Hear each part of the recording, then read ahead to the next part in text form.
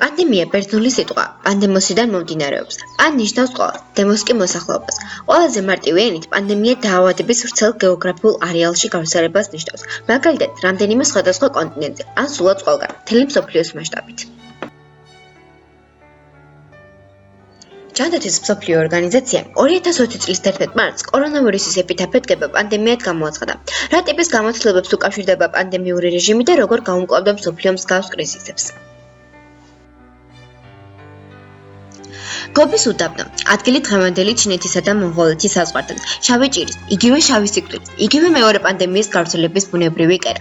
მე-14 საუკუნის 20-30-იან წლებში ჭირის ეპიდემიამ ჩინეთში და ცენტრალურ აზიაში დაიწყო გავრცელება. შემდგომ დაავადება ახლო აღმოსავლეთში და ეგვიპტეში გადავიდა, ხოლო ევროპაში ის 40-იან წლებში გავრცელდა. შავი ჭირი სწრაფად გავრცელდა იტალიის ჩრდილოეთ რეგიონში და 2 წლის შემდეგ ის უკვე იტალიის, საფრანგეთის და ბრიტანეთის კუნძულების მოსახლეობას ჰყავდა. პანდემიის მეორე ტალღამ 1346-1353 წლებში აღმოსავლეთ ევროპას მოიცვა, მოვიდა ჩრდილოეთ აფრიკასა და გრენლანდიას. შავი ჭირის ბაცილა, Yersinia pestis, გრამოარყოფითი ბაქტერია ენტერობაქტერიების ოჯახიდან, ბუბონური შავი ჭირის ინფექციური აგენტი. ჭირის ბუნებრივი გადამტანია წყალი, ქსენოფილად ჩაოპისი, რომელიც მღრღნელების პარაზიტია. წყალი ქსენოფილად ჩაოპისი საკვების გარეშე 6 კვირა ძლებს და უკიდურესი საჭიროების შემთხვევაში სიცოცხლის შენარჩუნება ჭიებსა და მუხლუხებიდან ტვინების ამოწევით შეუძლია. სწორედ ამ მახასიათებლებით იხსნება მისი შეჭრა ევროპის ქალაქებში. ბრაგსა თუ უნაგირის ჩანდაში დამალული წყალს შეეძლო შემდეგ ქარვასლამდე მისვლა, სადაც იგი პოულობდა ახალ პატრონს. ეპიდემია კი ამ დროს კიდევ ერთ ნაბიჯს დგამდა და ვრცელდებოდა დაახლოებით 4 კილომეტრ დღეღამის სიჩქარე. ჭირის წყლის ბუნებრივი მატარებელი, შავი ვირთხა, გამოირჩევა დიდი ამტანობითა და მობილობით და შეუძლია დიდ მანძილზევე მოგზაურობა. აგრეთვე შეუძლია ადგილობრივ ვირთხებთან პარაზიტების მიმოცვლა, რითაც ფაქტობრივად დაავადების ესტაფეტას აგრძელებს. შავი ჭირის პირველი შემთხვევა ევროპაში 1347 წლის ოქტომბერში დაფიქსირდა.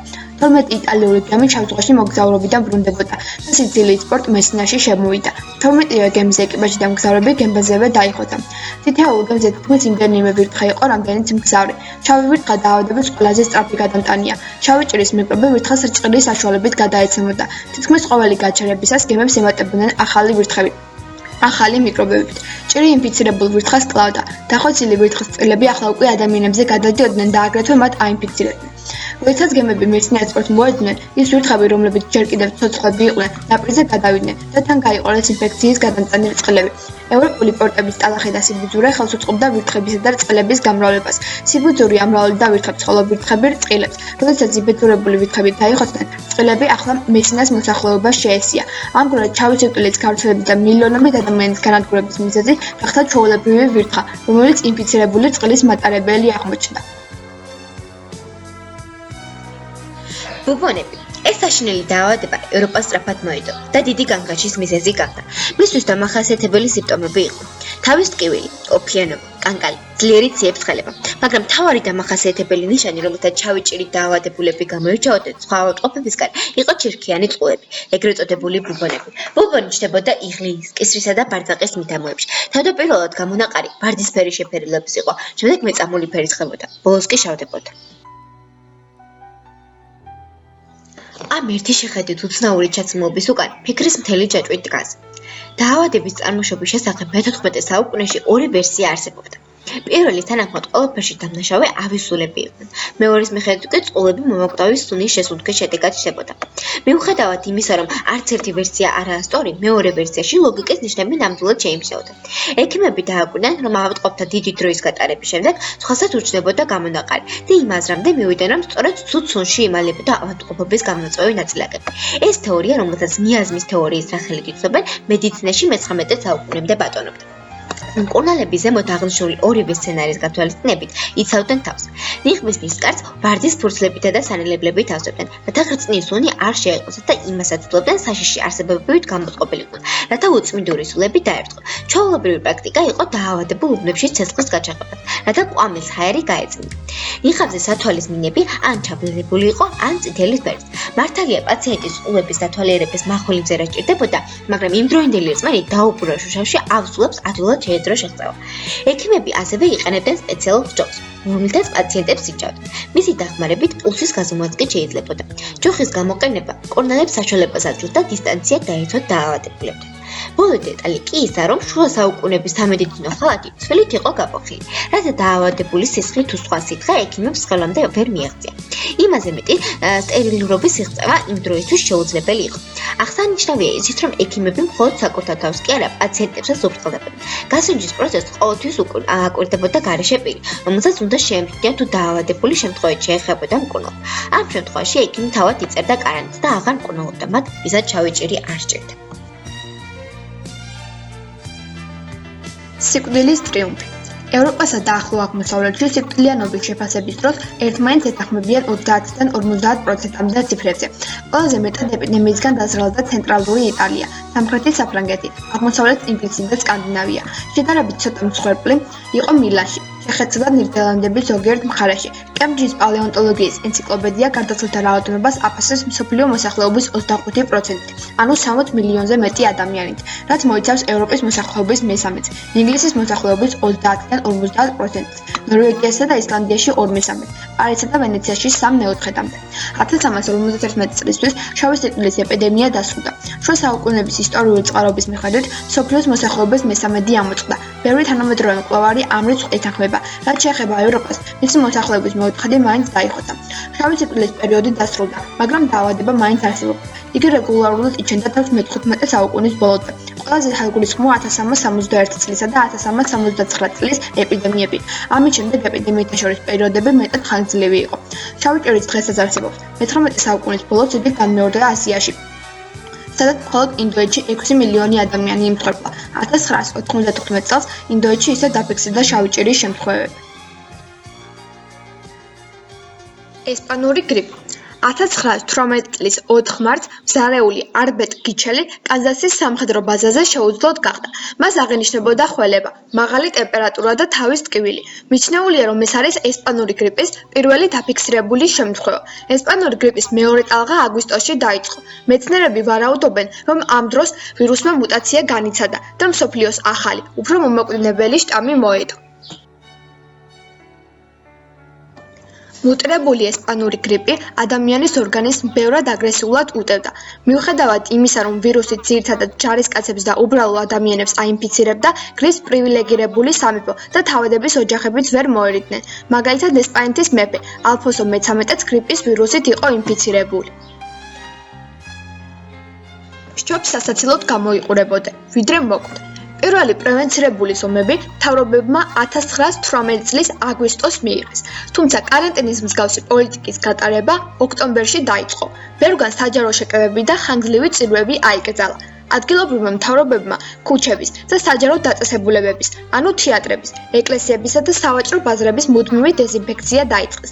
დაიწყო საპნების და წყლის უფასოდ დარიგება, საკვები პროდუქტის ინსპექცია და ასე შემდეგ. 1919 წლის იანვარში ესპანური გრიპის გავრცელების მესამე ტალღა დაიწყო.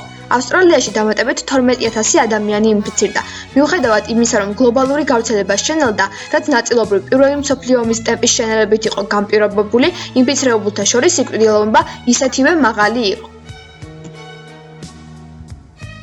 მიუხედავად იმისა, რომ ედვარდ ჯენერმა და ლუი პასტერმა ვაქცინა მე-19 საუკუნის მიწურულს შექმნეს, მათ ვირუსების არსებობის შესახებ არ იცოდნენ.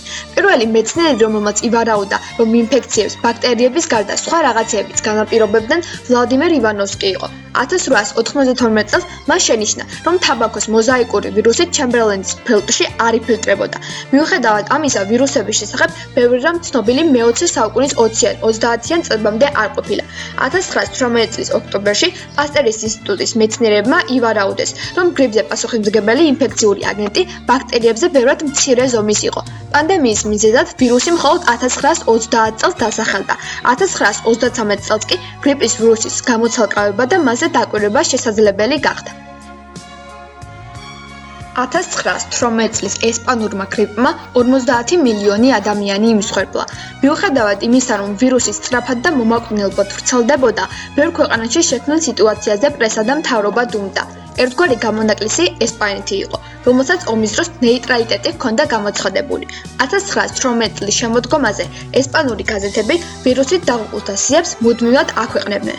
ამერიკის შეერთებულ შტატებშიც უამრავი გამოცემულობა ვირუსის შესახებ ცნობადობის გაზრდას ცდილობდა და ხალხს პრევენციული ზომებისკენ მოუწოდებდა. 1919 წლის გაზაფხულში მას შემდეგ რაც ინფიცირებულთა უმრავლესობას გრიპის მიმართ იმუნიტეტი გამოუმუშავდა, ხოლო დანარჩენი გარდაიცვალა, ესპანური გრიპის პანდემია დასრულდა. საბოლოოდ ვირუსისგან მსოფლიოს მასშტაბით 50 მილიონი ადამიანი დაიღუპა. აქედან 675,000 მხოლოდ ამერიკის შეერთებულ შტატებში. მომაკვდინებელი ვირუსების ქრონოლოგია. აქ მოცემულია მსოფლიოში 1918 წლიდან გავრცელებული რამდენიმე მომაკვდინებელი პანდემია და ეპიდემია. 1918-1919 წლებში გავრცელებული იყო ესპანური გრიპი, გარდაიცვალა 50 მილიონი ადამიანი. 1957-1958 წლები აზიური გრიპი, იგივე H2N2, გარდაიცვალა 1,1 მილიონი ადამიანი. 1968-1969 წლები ჰონგ-კონგის გრიპი H3N2, გარდაიცვალა მილიონი ადამიანი. შიდსი 1991 წლიდან დღემდე გარდაიცვალა 23-დან 35 მილიონ ადამიანამდე. ხორის გრიპი H1N1 2009-2010 წლები გარდაიცვალა 150,000-დან 570,000-მდე ადამიანი. ებოლა 2014-2016 წლები გარდაიცვალა 11,000 ადამიანი. ის რაც მსოფლიომ გასული წლის გვიან შემოდგომაზე იხილა, ყველა მოლოდინს გადააჭარბა. ჩინეთის ქუჩებსა და დაწესებულებებში კამერის წინ გონდაკარგული ადამიანები მოწყვეტით, უსიცოცხლოდ იცემოდნენ იატაკზე. შეშინებულ გამლულებს ისღად არჩენოდათ სამედიცინო პერსონალისთვის ეხმოთ საშველად. ამ ვიდეოების მთავარი შემზარავობა კი მის ვერბალურ დანარჩი ისმოდა. People are literally doing on streets in China and there are no answers. No one knows what's really going on. გვანცილს ძაფრი ბრიტანული აქცენტის მქონე ბლოგერი. შოკმა და შიშმა მთელი მსოფლიოს ყურადღება ჩინეთისკენ მომართა, რომელმაც მალევე დაადასტურა ცნობა ახალი, აქამდე უცნობი ვირუსის გავრცელების შესახებ. ჩინეთში ახალი კორონავირუსი მწვავე რესპირატორული სინდრომის მსგავსი იდუმალი დაავადება გავრცელდა. ვირუსი ცოტა ხნის წინ პირველად ქალაქ უხანში გამოჩნდა. მთელი მსოფლიოს მასშტაბით კორონავირუსის დადასტურებული შემთხვევების რაოდენობა 17 მაისისთვის 4,434,653 ადამიანს შეადგენს. გარდაიცვალა სულ 302,168 ადამიანი. ეს კი კორონავირუსის მსოფლიოა. ცარიელი ქუჩები, კაფე-ბარები, ბაგა-ბაღები, ტაძრები, დაკეტილი მეკა, ცარიელი წმინდა პეტრეს მოედანი. ცხადად ჩანდა, რომ ჩვენი გლობალური სამყარო დაპატარავებული დედამიწა მხოლოდ ვირუსის გავრცელებას უწყობდა ხელს. და რაღა თქმა უნდა, ჩვენი დროის გმირები. მადლობა თქვენი პასუხისგებლობისთვის, ერთგულებისთვის, თეთრად გათენებული ღამეებისთვის, თავგანწირისთვის, ყოველი გადარჩენილი სიცოცხლისთვის.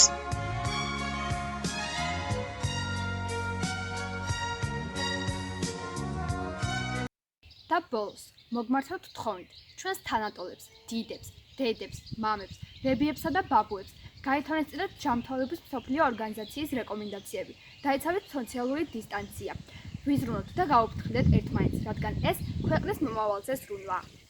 ეს კი უბრალოდ ყველა ჩვენგანის პასუხისმგებლობაა და რა თქმა უნდა არ უნდა დაგვავიწყდეს სლოგანი, ჯობია გამოიყურებოდეს ასაცილოდ. ატარებთ გულღრები.